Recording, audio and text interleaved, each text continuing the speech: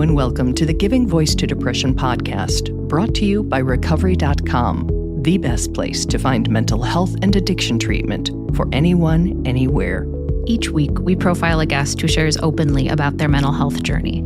They share because they understand that when people don't talk about their depression or other mental health conditions, those of us who do struggle with them can feel like we're the only ones, that there's something wrong with us and that no one understands. We understand. I'm Terry McGuire, the creator and co-host of this podcast. You have my promise that we'll keep it real here. Depression is real, and we're not going to sugarcoat our discussions about it. Hope is also real, and you'll get a dose of that here too. I'm Carly McCullough, a licensed social worker and educator, and Terry's daughter. We've both experienced depression and also support loved ones struggling with it. We're here to normalize talking about depression and mental health in our communities, as well as our families. And to share real-world tested strategies that have worked for other people who have walked similar paths. Thanks for joining us. We record a couple new interviews each month and also replay some of our best ones from the archive so that newer listeners don't miss out on those. This episode is from the early years when my Aunt Bridget was co-hosting. Hi, Terry. Hello, Bridget.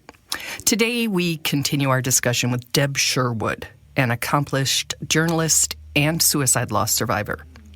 8 years ago, when Bob, her husband of 31 years, took his own life, she was advised to keep the cause of his death a secret, and she did for about a year, a decision she now regrets.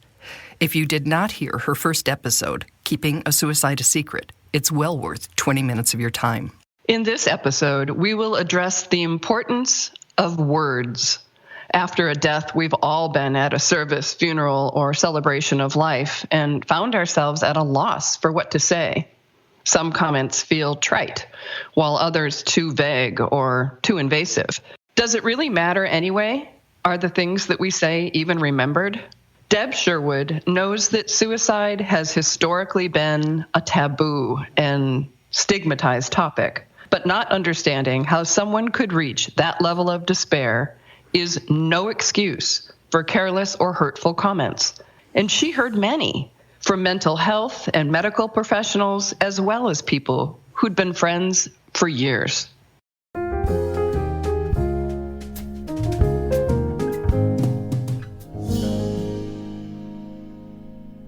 Deb has felt the sharpness of both sides of stigma's double-edged sword.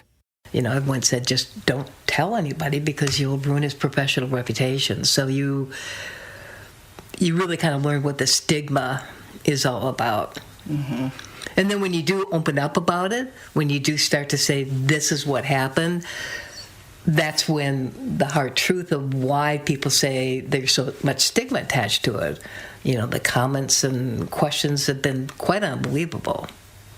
We're sharing these quite unbelievable comments in the same spirit we've discussed that it's no longer acceptable to use the verb commit before suicide, or to call an attempt successful or unsuccessful. It is either a suicide or a suicide attempt. There can be harm in labeling it beyond that. Words matter, and the more conscious we are of the ones we choose to use and their potential effect on others, the more careful we can be with our choices. That, of course, includes medical and mental health professionals. There were some doctors that were terrific, and I had some horrible experiences. Tell me a bit of both. Yeah, like I said, my primary care, who was Bob's as well, was terrific. Mm-hmm. Incredibly supportive, and whatever I needed, empathetic, and whatever I needed, he was there for me. And I saw a psychiatrist. Mm-hmm. The second appointment, she said, you know, it's important that you take all the pictures that you have of him, anything that reminds you of him, and either get rid of it or put it into deep storage. You know, you've got to face the fact that he's out of your life and it's time for you to move on. This was how soon?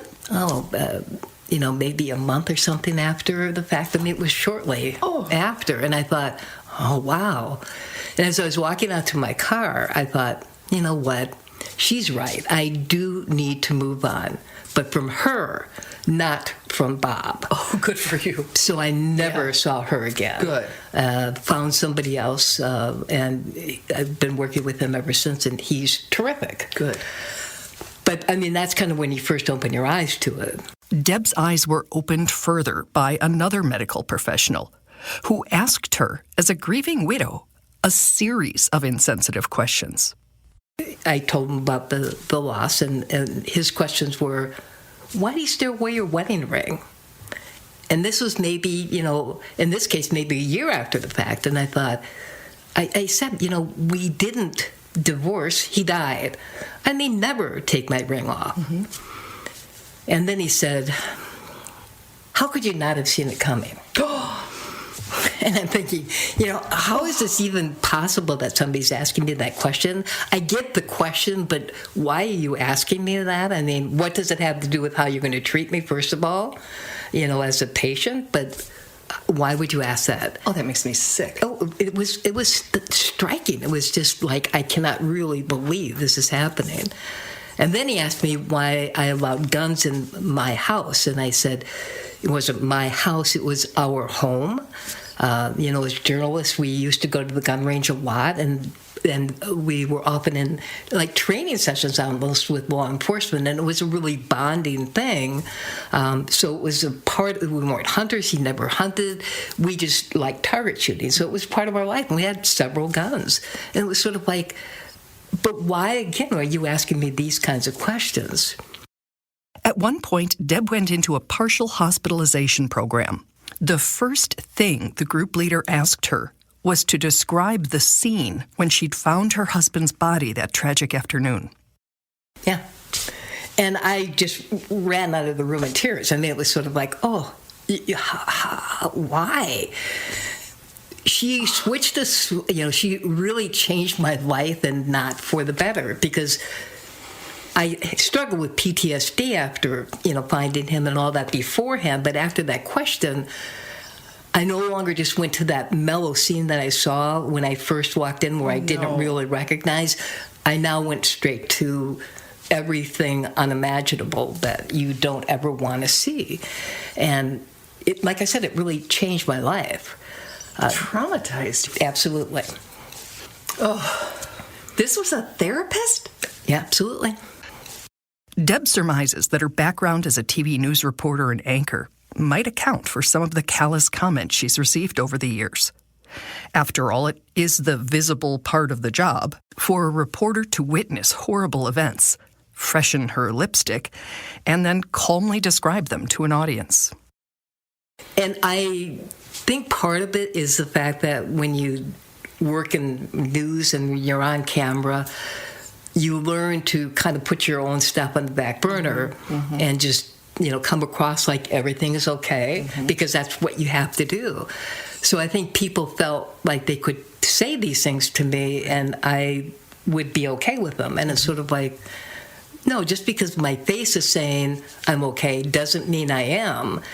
And I expect medical people, especially mental health people, to be receptive to that. But that really wasn't my experience. I don't even know where to go. My head is just spinning for you. I would like to say that I think my circumstances were unusual. All the other people I've spoken with, nobody has ever had an experience like I've had. And I just didn't have the one. It was one after another, after another, after another, with doctors and friends, So I'd like to say that I think a lot of people handle it better than the people I had associations with. And again, I just think it's the way I kind of come across, that I'm strong enough, I'm dealing with it, so I can say what I want to say without thinking. As a journalist, Deb honed the ability to step back and see a situation from other perspectives. So Deb understands curiosity about suicide, but not the total lack of empathy and boundaries. People just don't get it, and they have a lot of questions, and I do get the questions. I have them too. I had them when I covered, suicides as a reporter, but, sometimes you just have to be smart enough to think, if the person wants to tell me, they will. I shouldn't intrude anymore. than necessary. Mm-hmm. Even longtime friends made comments, many adding to Deb's considerable pain, some extreme enough to end long-term relationships. Loss upon loss. One of our closest friends, 30-year friendship, was a very, very well-known and talented man. And when I told him, he just said, "I'm really sorry I ever considered Bob a friend." He took the easy way out of a difficult situation, and I expected more of him. And it was sort of like, okay, I get that you're feeling the loss too, but how do you think that helps? Tell your spouse that, tell somebody at work that, but why would you say that to me? Never talk to him again. So a 30-year friendship is gone in an instant. Yeah. Mm-hmm. If the insensitivity of these comments is disturbing you, imagine their impact on someone in shock and grief. But when you start telling people go through things like, boy, I guess you didn't have the kind of relationship you thought you did, or he never would have done what he did. And so much for the life insurance. And it's sort of like, oh my God, if you think that is my big concern is life insurance at this point, you really don't know me at all. Mm-hmm. And life insurance paid. Mm-hmm. So it's not a cut and dry thing in that regard. But sort of, I sure didn't tell her that. Other people, well, it's too bad he's going to hell. Oh my gosh, I am so sorry. So these things add to your trauma, correct? Absolutely. Shockingly, Deb had more examples to share. But we're anxious to get to the comments that help, heal, and open dialogue, if and when the grieving person is ready to share. Starting with the unoriginal but does no harm sentiment. Sorry for your loss. You want to be able to say more than that, mm-hmm. but what more can you say? Honestly, mm-hmm. You can have conversations, but that's in person, in private. It's not done like at a funeral, in my opinion, anything like that. Deb shares a great suggestion that her sister, a retired RN, learned from doing hospice work. And she said one of the things that she's really learned, that instead of saying, what can I do to help, that you say, can I come over on Tuesday with dinner and then help you with the laundry? Mm-hmm. Instead of saying, what do you want me to do? How about I do this? And I want to get that kind of stuff out to people. So if we're going to say, if you don't have words, just say sorry for your loss and leave it at that, or be specific with what you're willing to do to help somebody as opposed to handing it to them and saying, call me if you need anything.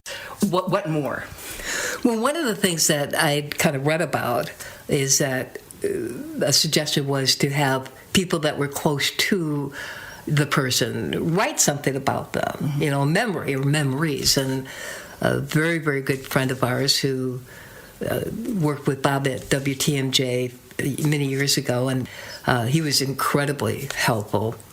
But he then reached out to a number of people that we knew and said, would you write something?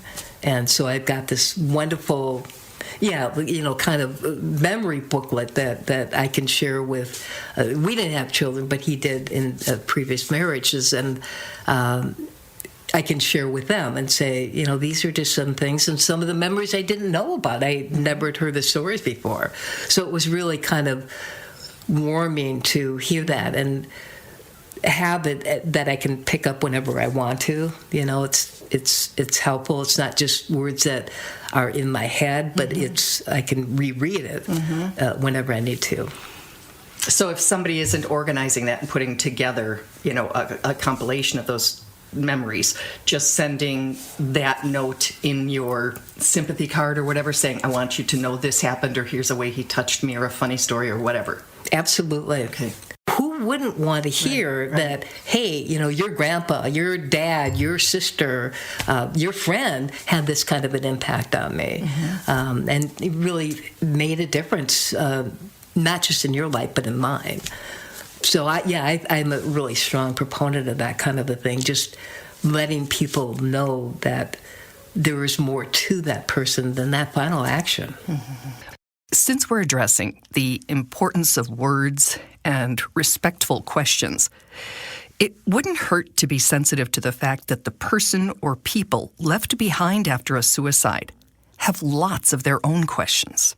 But it's an issue that you've got no answers for. I mean, I can't ask Bob, what were you thinking? How did it feel when you were, made that decision? I can't ask him that. I have to just imagine it. And, who knows if I'm even close to being right with it. But I think you just have to kind of come to your own conclusions about what really was happening. And I think you need to be honest with yourself about what you did or didn't do. I think everybody goes through, what did I miss? What should I have said? What didn't I say? What should I have changed? If I would have just stayed home that day. Believe me, those things go through your mind and will never stop. But I think you also have to forgive yourself and go, I would have done whatever I could have done for the rest of my life for you, but I don't have that choice anymore.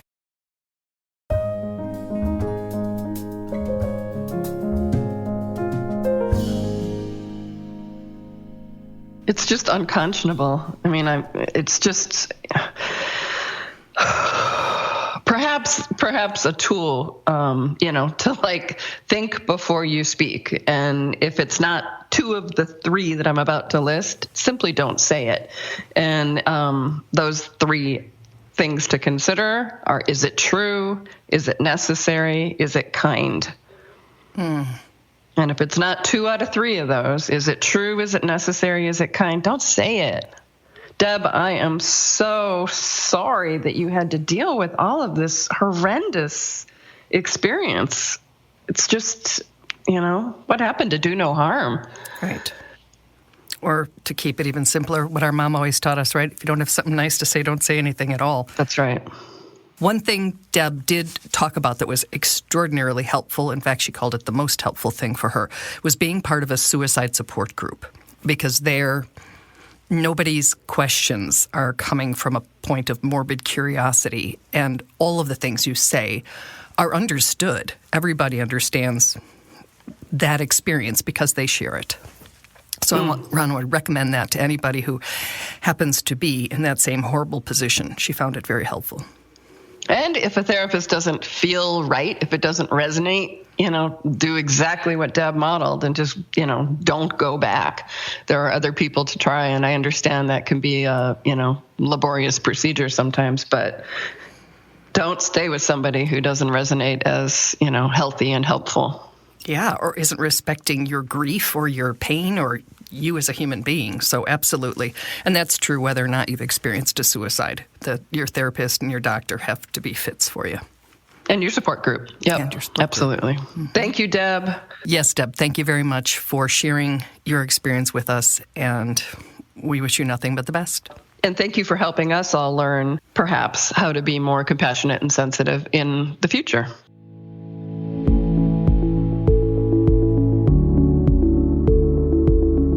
We really hope that this discussion helps give some language or context to your own depression, or ideas for how to support someone else in your life living with it. We invite you to check out the hundreds of episodes in our archive and to explore both the Resource Hub and treatment options on recovery.com. Depression is too dark a road to walk alone. We'll be back next week.